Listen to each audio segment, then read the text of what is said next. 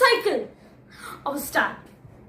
Now, the main thing you should know about stars is they are made up of gas, more specifically hydrogen and helium. Now, knowing this information, where do you think they will form? Well, stars form in what we call a nebula. As you can see over here, a nebula is a large swirl of gas. This gas inside the nebula starts coming together, gets more and more gravity, gets more and more heavy, gets more and more dense, and then it attracts lots of gas towards it, causing a large mass to form. In case you didn't understand any of that, let me explain. Now, as this gas comes together, it's better if I just show you. So, can we just cut to the next shot to show the audience? We have a lot more room here. Now, let me explain. So, when this one gas particle comes, it will attract another gas particle, and those two will attract another gas particle, and then those three will attract another gas particle, and then they keep clumping on each other until a very large thing forms. Now this thing will be very heavy and very large, and this thing is what we call a star. Now for the next step, let's move on to a different location.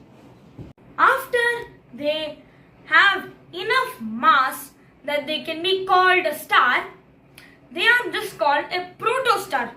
They are not a proper star, they are just still very small and not dense enough. If you don't know what dense means, let me explain it for you.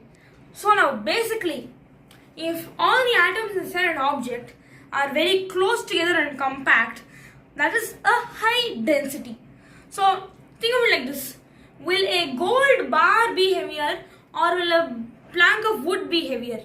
Gold bar, right? That's because its atoms are more dense. So right now the star is more like this plank of wood. But in the next step, it will become like this gold bar. Now for the next step, you know what to do, editor. In this step, the star is called a main sequence star, like our sun. Now this main sequence star has finally gotten enough density to be a proper star. And now this is the thing it will live most of its life in. But then something amazing will happen. Something big. Literally. Now to explain the next step, I don't even have to explain myself. In this step, the star will swell up into a red giant. Now, a red giant star is massive, many times more massive than our sun. Now, this red giant is what our star will become after this. After like a few billion years or so, our star will become a red giant. It will swell up, eat all of the planets until Saturn, and then what will happen to it after that? It will shrink into what we call a white dwarf. Then it will cool down and become a black dwarf. This is if the star is as small as our sun. If the star, let's say, was already a red giant and was very massive and didn't just turn into a red giant at the last few billion years of its lifespan and was already a red giant, then this star would go supernova. What does supernova mean? Well, basically where a star explodes. And then it would do two things.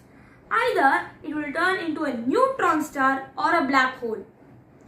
What are these? Well, if the star is not very dense, it will become a neutron star. If the star is very dense, it will become a black hole. Now if you want to learn more about black holes, you can click this video over here.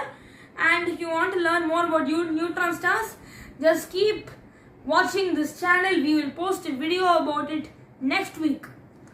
Until then, see you.